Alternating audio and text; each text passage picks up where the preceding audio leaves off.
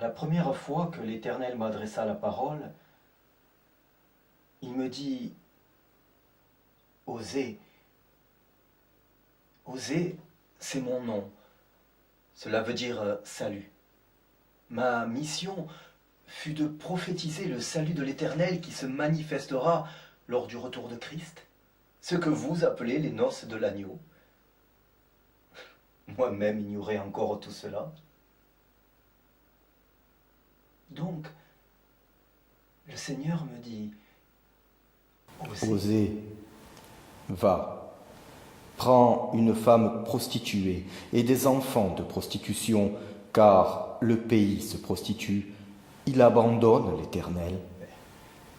Est-ce le Seigneur mon Dieu qui peut me parler ainsi? Tu m'as déjà entendu, Osée. Ah oui, mais jamais si distinctement, jamais si directement, Seigneur. Oui, Osée, c'est bien moi, le Dieu d'Abraham, d'Isaac et de Jacob. Ton Dieu, Osée. Oh, gloire à toi, Seigneur, Dieu d'Abraham, d'Isaac et de Jacob. Gloire à toi, mon Dieu. Osée, il faut que tu instruises mon peuple sur son infidélité à mon égard et sur l'amour que je porte à ce peuple qui m'oublie. Oh, j'y vais de ce pas, Seigneur. Attends, Osée. Je suis là, Seigneur. Je vais faire de toi mon confident le plus intime. Je te confierai tout mon amour et ma peine aussi. Tu me comprendras, Osée. Ainsi pourras-tu instruire Israël. Oui, Seigneur. Mais pour cela, Aïe. tu prendras une femme dont le cœur est corrompu par la chair, par l'argent, par la gloire, et qui engendrera des enfants de corruption. Tu l'épouseras, Osée. Elle va te tromper, t'ignorer, te déshonorer, t'humilier, mais tu vas l'aimer, Osée. Tu vas l'aimer.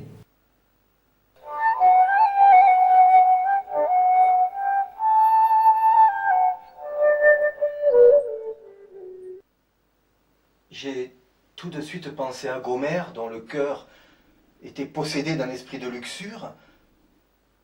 Oh, je l'ai souvent croisé au marché, la poitrine gonflée de convoitise. Oh, je n'ai jamais pu supporter son regard impudique de chienne en chaleur qui semblait vous dévisager comme un chien en besoin. Non, pas elle. Pas avec elle. Le Seigneur ne peut me demander ça.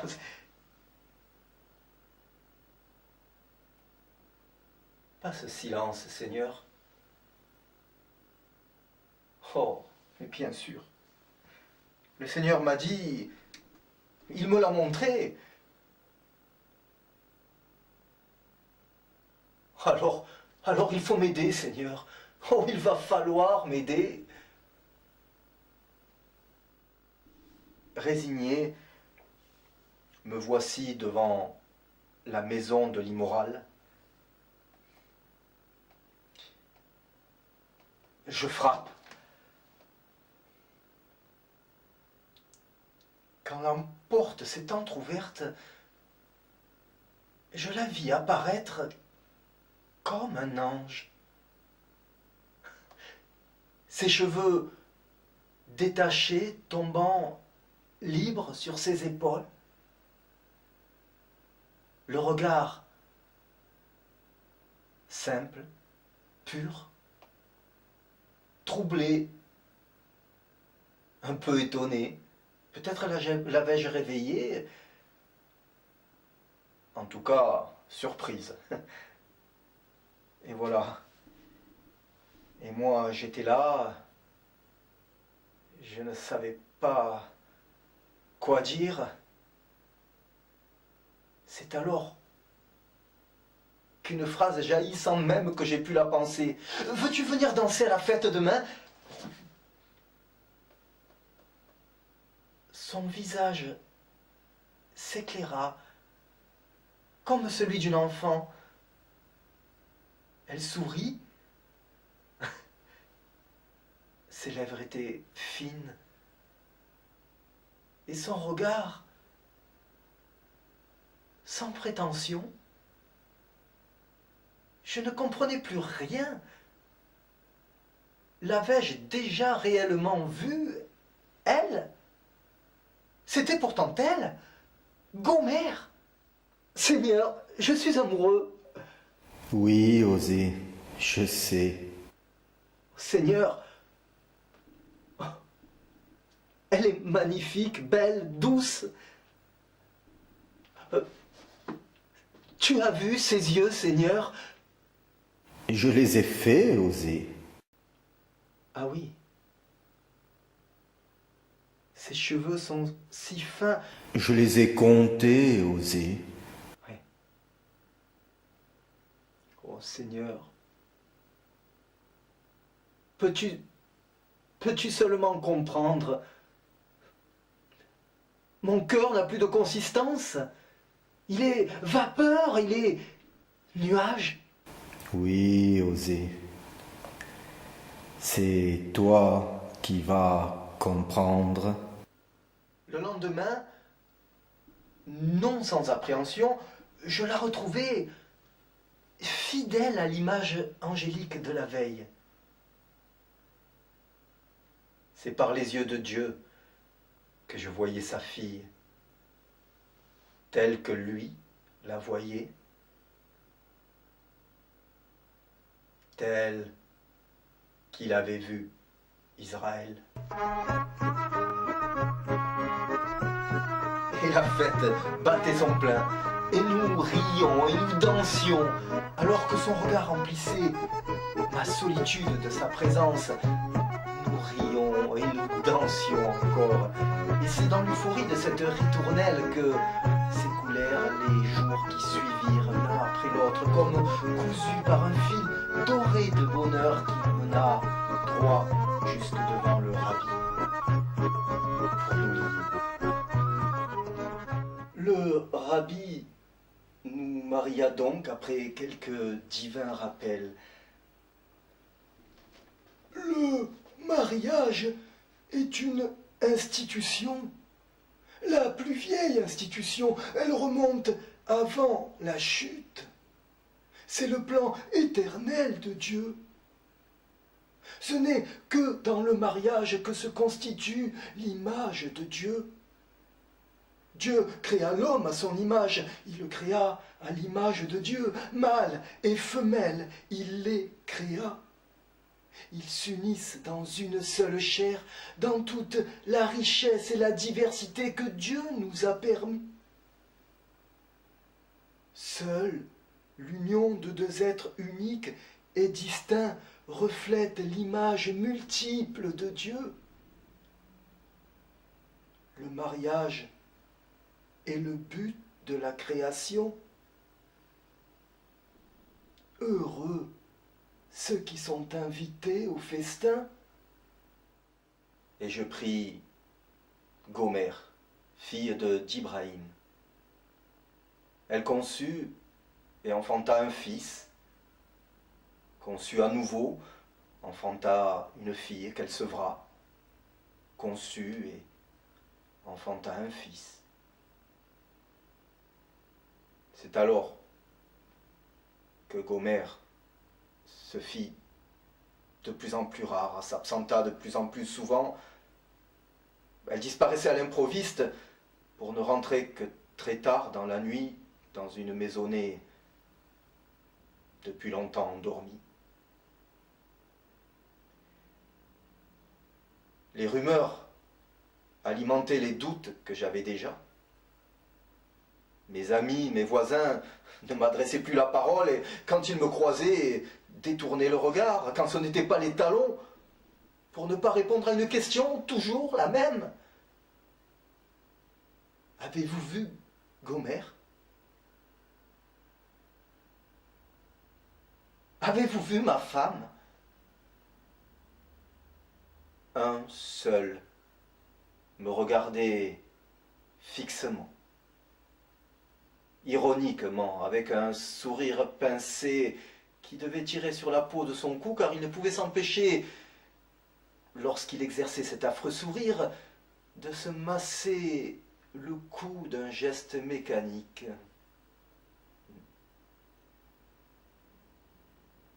Curieusement, c'est la dernière personne à qui j'aurais posé ma question, de peur qu'il ne réponde d'une voix forte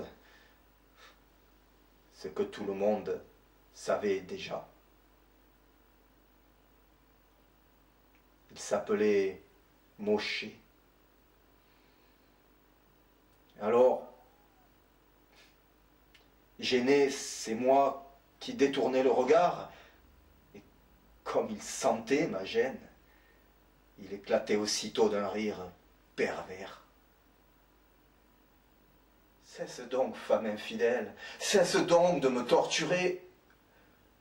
Comment peux-tu tromper celui-là même à qui tu as juré fidélité? Tu offres aux amants les trésors de ton corps d'albâtre contre l'argent sale et vulgaire de la perversion. Mais je réalisais tout d'un coup que dans la douleur de mon égoïste solitude, j'avais oublié l'essentiel. Oh, pardonne-moi, Seigneur, pardonne-moi. Ce n'est point ma souffrance qui importe, mais ta déception. Ce n'est point mon mariage adultère que je dois pleurer, mais ton alliance ratée avec Israël. Israël, peuple infidèle, comment peux-tu tromper ton Dieu? Ton âme s'égare, Israël. Les Baals s'en emparent contre un peu de pain et d'eau.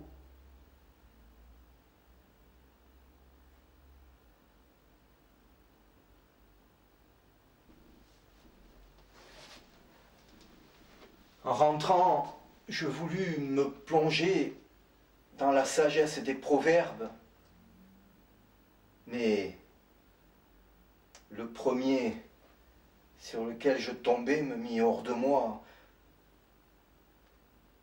Celui qui trouve une femme trouve le bonheur. Seigneur, c'est une plaisanterie.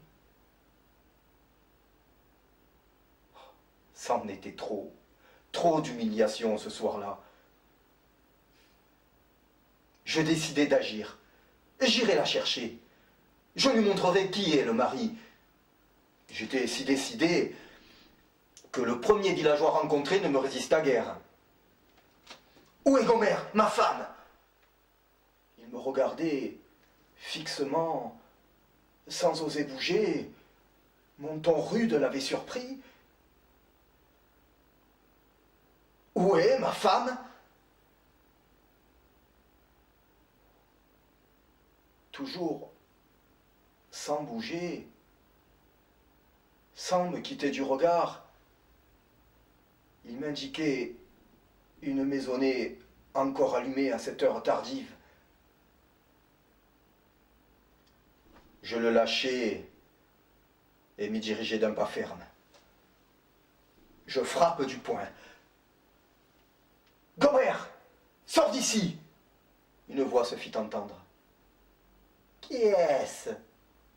« Osée, son mari, ouvre !»« Que veux-tu, Osée ?»« Que tu la laisses sortir. Ordure, tu souilles mon mariage, tu couches avec ma femme. Elle ne s'en plaint pas, Osée. Que veux-tu à la fin? Que tu la laisses sortir, ordure. Non, Osée. Comment?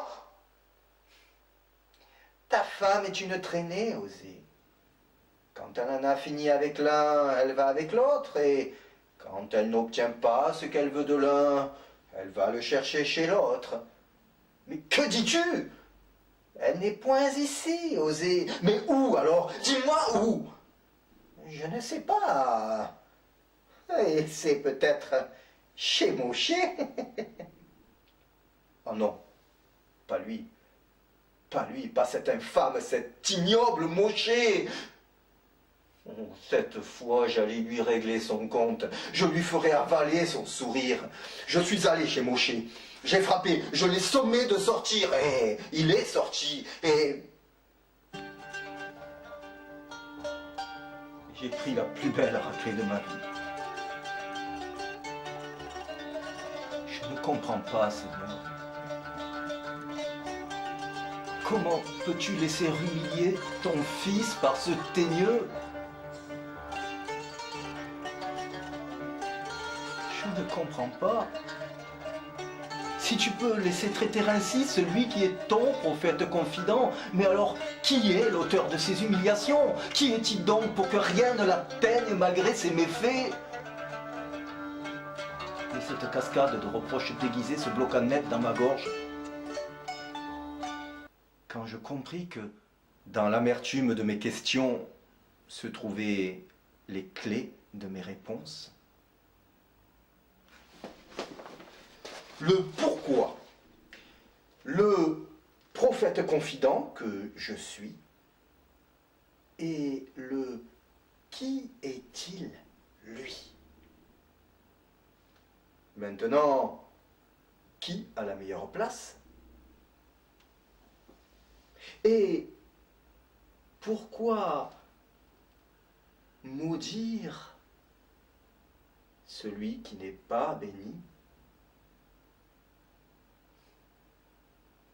Non, Seigneur, je ne changerai pas ma place pour la sienne. J'entrai furieux. Où est votre mère? Les petits étaient terrorisés par mon attitude.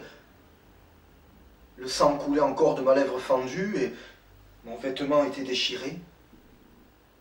Ils me regardaient, ébahis, sans oser bouger. Quelle hôte de son sein ces adultères, et de sa face ces prostitutions, sinon je la dépouille à nu, je la mets comme au jour de sa naissance. Je la rends semblable à un désert, à une terre aride, et je la fais mourir de soif. Je ne savais si ces paroles venaient de moi. Je parlais sans même avoir le temps de penser. Oh, Seigneur, bien sûr. Alors, j'ai attrapé mes enfants, apeurés, tremblants,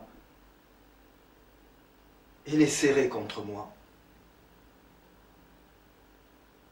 Et je continuais. Leur mère s'est prostituée. Celle qui les a conçus s'est déshonorée, car elle a dit « J'irai après mes amants qui me donnent mon pain et mon eau, ma laine et mon lin, mon huile et ma boisson. » C'est pourquoi, voici, je vais barrer son chemin avec des épines, y élever un mur afin qu'elle ne trouve plus ses sentiers. Lo-Ami, verrouille la porte. L'enfant me regardait, abasourdi par ce que je venais de dire. Mais maman ne pourra plus rentrer. Verrouille la porte, Lo-Ami.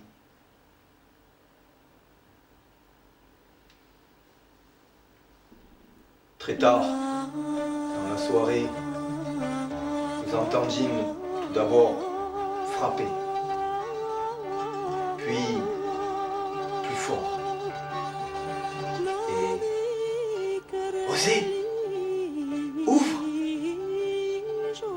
Un silence, puis si tu ne m'ouvres pas, Osez, tu ne me verras plus jamais.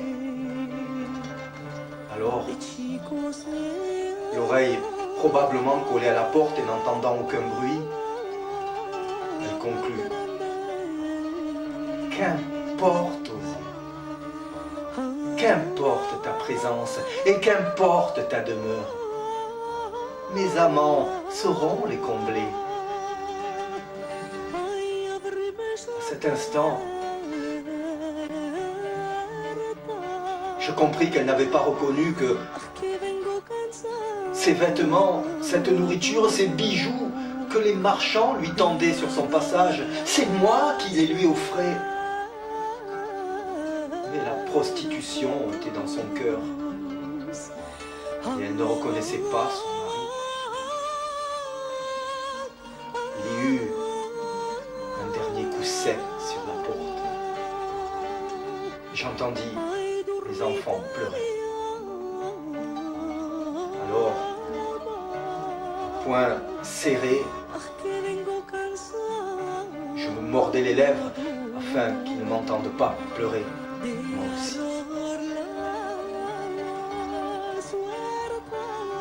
Si tu savais comme est grande la peine de celui qui t'a choisi pour épouse. La chaleur est dans ton ventre, ton cœur, elle l'a quitté. Moi, je t'offrais la douceur d'un foyer, la chaleur d'un amour, le vrai, le calme et la paix. Sous le manteau de l'époux et la place de l'épouse, je t'aurais protégé, choyé, mais tu en es parti. Ton feu veut l'aventure et le rire dissipé. Ton corps réclame la luxure. Si tu savais, ô Israël, quel mal tu me fais. 2 jours plus tard, je la vis, là, à l'autre bout de la rue, accrochée à la ceinture de Mosché, à genoux, implorante. Et lui furieux, qui lui frappait sur les mains afin qu'elle le lâche, il ne pensait qu'à fuir ses regards et ses rires. Tous ces badauds attroupés là pour voir une scène de filles de mauvaise vie. La roue avait tourné. J'aurais pu rire à mon tour, si la peine que m'inspirait Gomère ne m'en eût empêché. Alors un autre de ses amis lui dit « Regarde, ton mari vient te chercher !» Alors elle me pointa du doigt et dit « Cet homme est vil. Il m'a rejeté. Il n'apporte rien à une femme. Il ne m'apporte rien. Il ne me nourrit même pas. » Et elle s'accrocha au bras de l'homme. Malheur à eux parce qu'ils me fuient. Ruine sur eux parce qu'ils me sont infidèles. Je voudrais les sauver, mais ils disent sur moi des paroles mensongères. L'homme la repoussa. Alors, elle me fixa de son regard le plus hautain, comme pour me défier. L'orgueil d'Israël témoigne contre lui. Ils ne reviennent pas à l'Éternel, leur Dieu, et ils ne le cherchent pas, malgré tout cela. Je m'en irai. Je reviendrai dans ma demeure, jusqu'à ce qu'ils s'avouent coupables et qu'ils cherchent ma face. Quand ils seront dans la détresse, ils auront recours à moi. C'est pourquoi je reprendrai mon blé en son temps et mon mou dans sa saison. J'enlèverai ma laine et mon lin qui devaient couvrir sa nudité. Et maintenant, je découvrirai sa honte aux yeux de ses amants, et nul ne la délivrera de ma main. Je ferai cesser toute sa joie, ses fêtes, ses nouvelles lunes, ses sabbats et toutes ses solennités. C'est pourquoi, voici,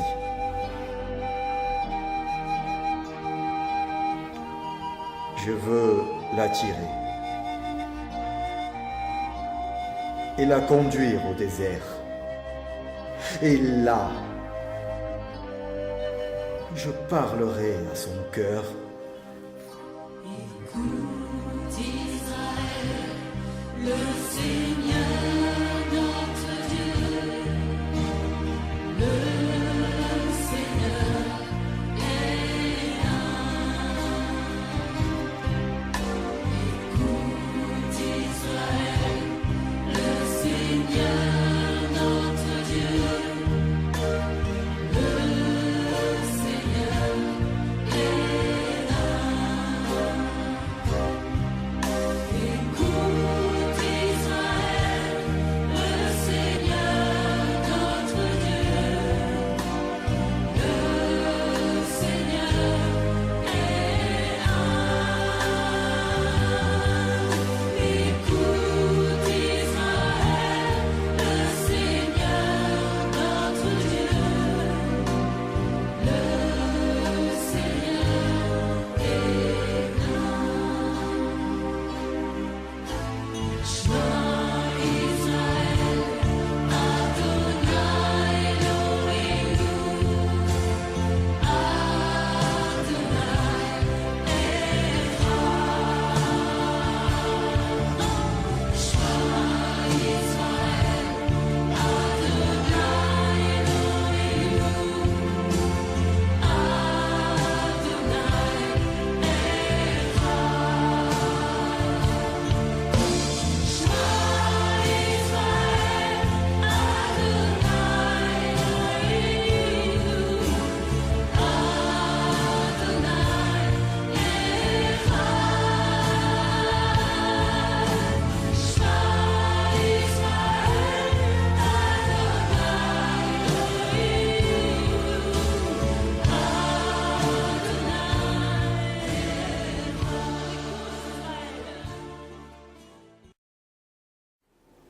Va encore et aime une femme aimée d'un amant et adultère. Aime-la, comme l'Éternel aime les enfants d'Israël qui se tournent vers d'autres dieux et qui aiment les gâteaux de raisin.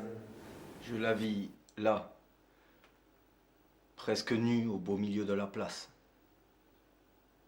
Ainsi, chacun pouvait évaluer la marchandise exhibée.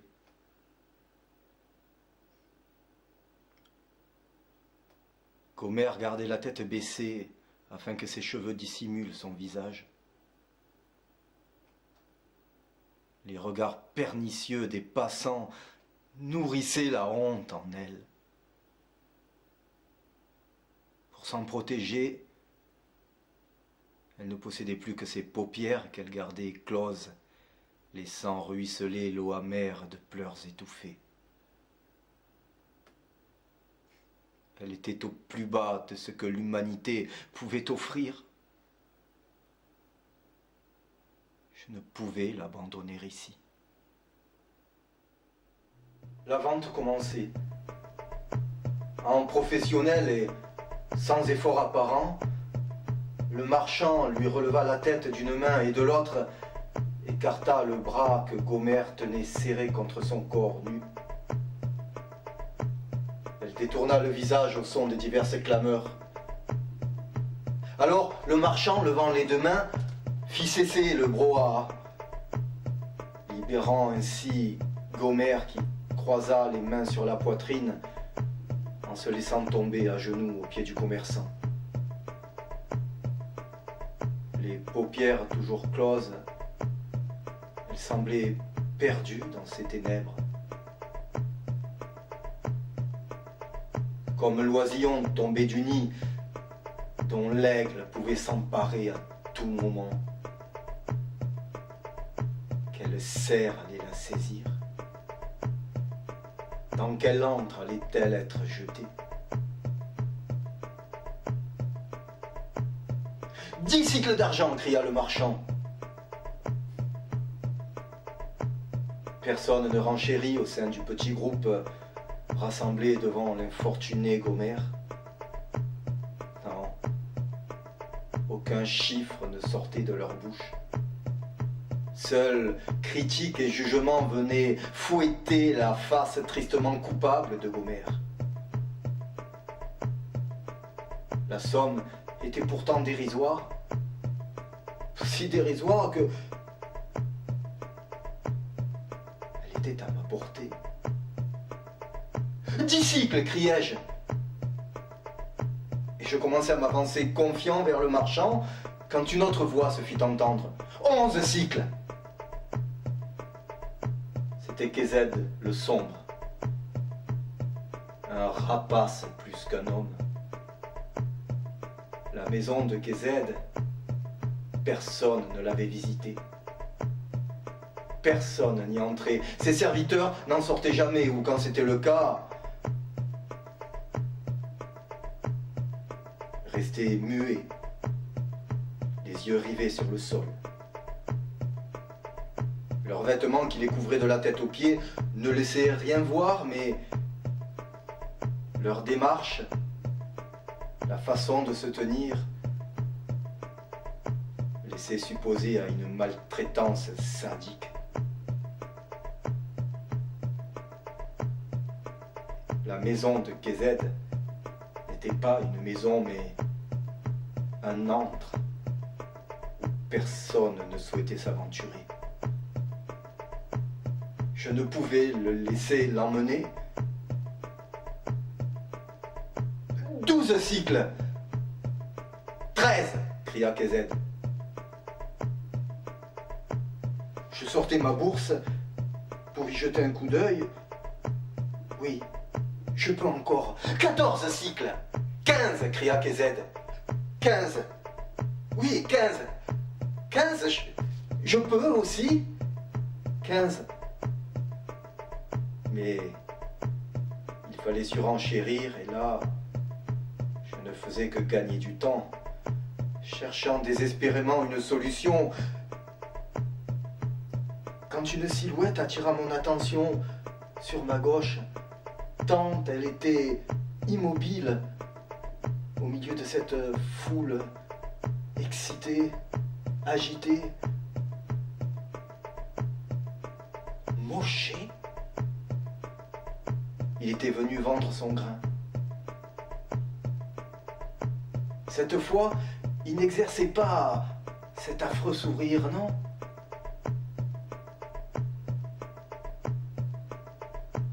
Ses lèvres étaient figées, entr'ouvertes, et son regard semblait supplier.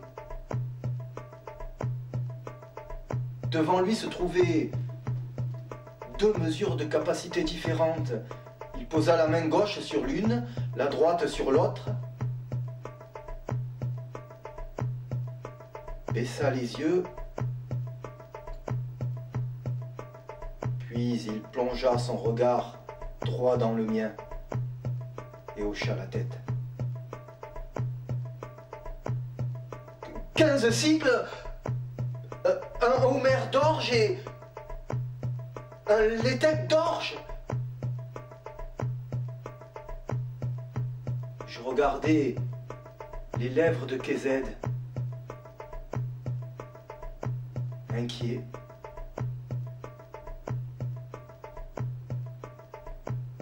Reprends-la, ta catin. Ce furent ce dernier mot. Je regardais Mosché qui se dirigeait déjà vers le marchand avec ses 2 mesures. Il était souriant, touchant même.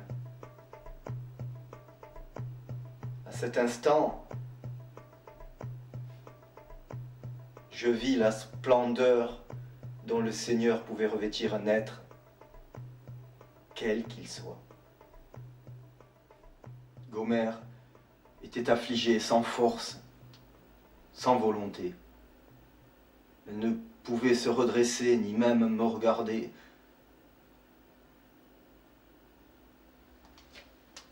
Je m'approchai et lui murmurai « Regarde, regarde ce que le monde a fait de toi.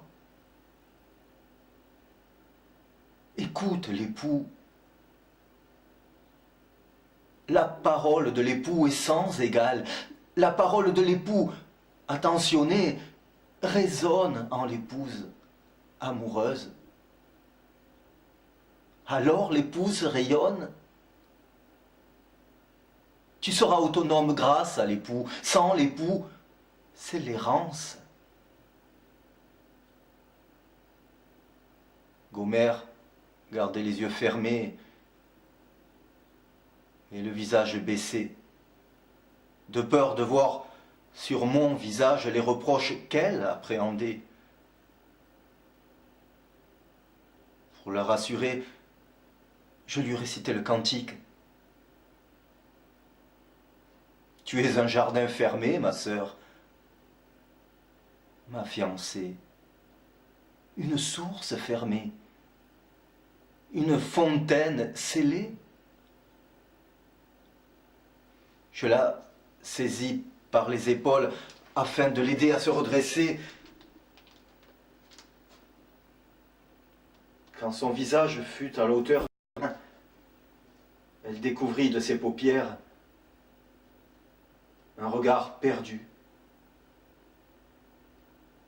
Ce regard reflétait un désert impitoyablement inhumain. Je comprenais.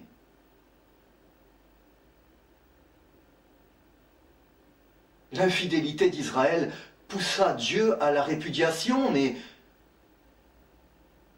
le simple fait de savoir son aimé Israël dans le désert fut intolérable à Dieu.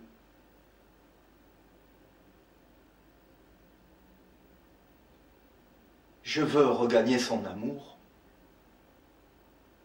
Je veux la séduire comme au premier jour de nos fiançailles.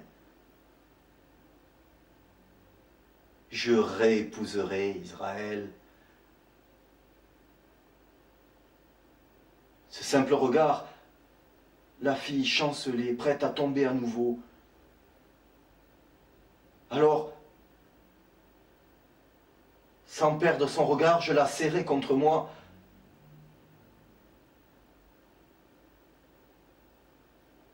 Et je continuais le cantique. Qui est celle qui remonte du désert, appuyée sur son bien-aimé? Elle voulut sourire, mais ce sont des larmes qui inondèrent son visage. Arrivé à la maison, je l'allongeai sur le lit tant elle était fébrile. Ses yeux ne m'avaient pas quitté jusqu'à ce que ses paupières ne les recouvrent à nouveau sous le poids de la fatigue. Je voulus aller lui chercher de quoi se restaurer, mais sa main tenait fermement la mienne.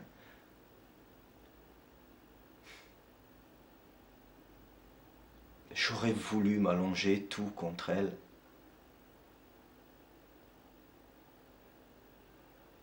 Je vous en conjure, filles de Jérusalem, par les gazelles et les biches des champs, ne réveillez pas l'amour avant qu'elle le veuille.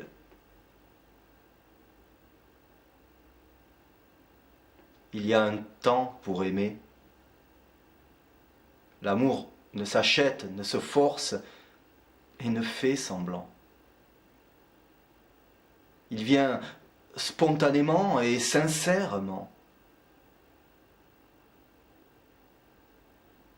Si le peuple d'Israël avait suivi ce conseil simple, il n'aurait pas été infidèle à Dieu.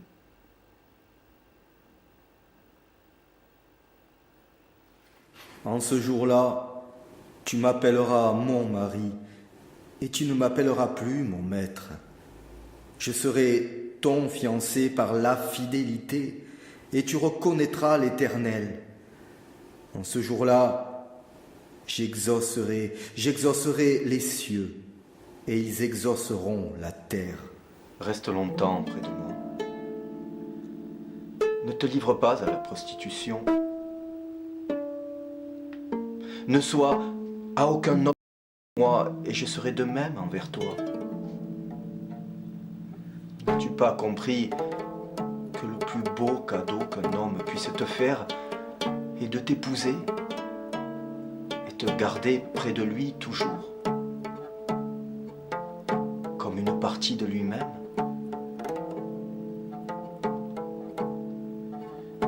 Le mariage, c'est la relation la plus intime. Tu ne pourras plus rien me cacher et mes compliments t'élèveront. Attends-moi, mon amour, mon Église. Prépare-toi, garde-toi. N'éteins point ta lampe la nuit. Veille toujours à avoir de l'huile pour l'entretenir. Recouvre ton corps d'un fin lin. Je reviendrai, mon amour, mon Église. Je ne sais quand, car c'est comme un voleur que je reviendrai. Et je te surprendrai. Sois prête. Ne te laisse plus séduire par ces Baals, amants des ténèbres. Retrouve ta vertu, mon amour, et tu auras plus de valeur que les perles. J'aurai confiance en toi, et tu me feras du bien et non du mal tous les jours de ma vie. Mon Église, mon épouse, tu seras revêtue de force et de gloire, et tu te riras de l'avenir. Tu ouvriras la bouche avec sagesse. Tes fils se lèveront et te diront « heureuse ». Ton mari se lèvera pour te louer. Toutes les filles vertueuses, tu surpasseras. La grâce est trompeuse, la beauté est vaine. La femme qui craint l'Éternel est celle qui sera louée. Récompensez-la du fruit de son travail, et qu'aux portes ses œuvres la louent. Mon amour, mon Église, tu m'es sanctifié pour être ma femme, selon la Torah de Moïse et d'Israël, mise à part de toutes les autres femmes. Avec toi seule, j'aurai une relation unique que je n'aurai avec aucune autre femme. Et par cette alliance, tu t'engages à n'avoir aucune autre relation avec aucun autre homme que moi. Si vous gardez mon alliance, vous m'appartiendrez en propre. Je n'aurai avec aucun peuple des relations comme j'en aurai avec vous, mais j'attends de vous que vous n'ayez aucun autre Dieu que moi. La Torah, c'est le contrat de mariage de Dieu avec Israël.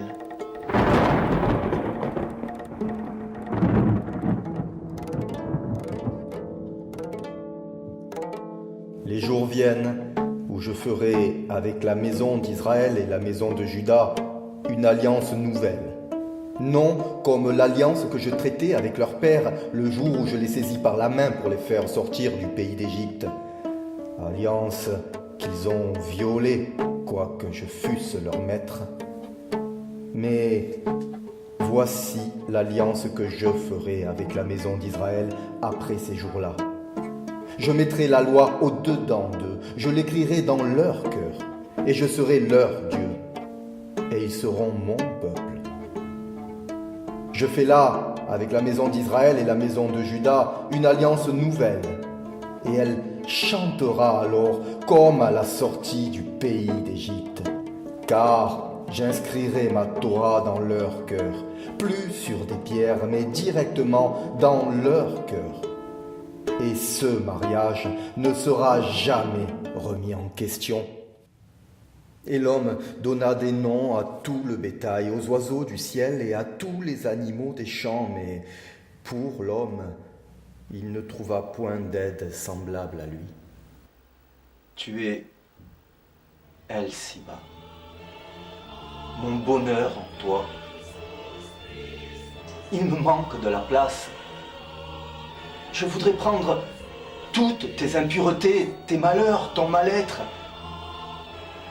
tous ces démons nourris de ta chair.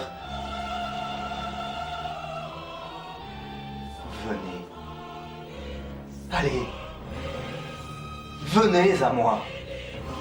Ma chair est vôtre, et elle sera crucifiée, afin que vous ne puissiez plus nuire à ma femme. Ainsi, prisonnier, Je vous entraînerai au plus profond du lac de feu. Et je reviendrai vers toi, mon épouse. On ne te nommera plus délaissé. On ne nommera plus ta terre désolation. Mais on t'appellera El-Siba, mon plaisir en elle. Et l'on appellera ta terre épouse, car l'Éternel met son plaisir en toi, et ta terre aura un époux. Comme un jeune homme épouse une jeune fille, ton Créateur t'épousera, et tu t'épanouiras comme les fleurs des champs. Lève-toi, Israël. Lève-toi. C'est l'Éternel qui te parle. Lève-toi. Mon amour, mon église, mon épouse, viens. Lève-toi, lève-toi et viens. Regarde, c'est ton époux qui te parle. Oh. Et pourquoi cet air étonné? Un prophète doit-il toujours avoir l'air sévère et renfrogné, triste? Et puis, tu ne dis jamais rien.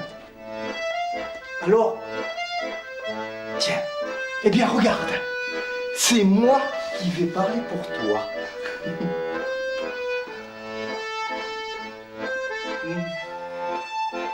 C'est la voix de mon bien-aimé. Le voici, il vient, sautant sur les montagnes, bondissant sur les collines. Mon bien-aimé est semblable à la gazelle au fond des biches. Le voici, il est derrière le mur. Il regarde par la fenêtre. Il regarde par le treillis. Mon bien-aimé parle et me dit: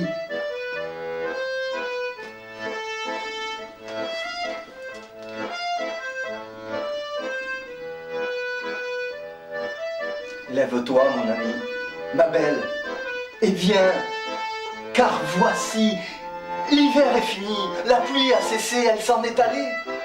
Les fleurs paraissent sur la terre, le temps de chanter est arrivé. La voix de la colombe se fait entendre dans nos campagnes. Le figuier embaume ses fruits, les vignes en fleurs exhalent leur parfum. Viens, ma belle, mon ami, lève-toi et viens. Ma colombe, qui te tient dans les fentes du rocher, cachée sur les parois escarpées, fais-moi voir ta figure. Fais-moi entendre ta voix, car ta voix est douce et ta figure agréable. Je vous en conjure, filles de Jérusalem, ne réveillez pas l'amour avant qu'elle le veuille.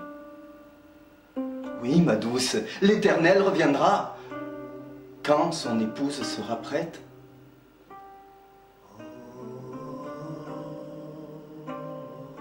Pardonne-moi, me dit Gomer. Pardonne-moi. Il y avait dans son regard comme dans sa voix le reflet d'une repentance sincère qui libéra son cœur de la corruption. Alors l'Éternel y déposa tout l'amour dont elle avait besoin pour son époux. Oh Israël, n'as-tu pas compris combien je suis épris de toi?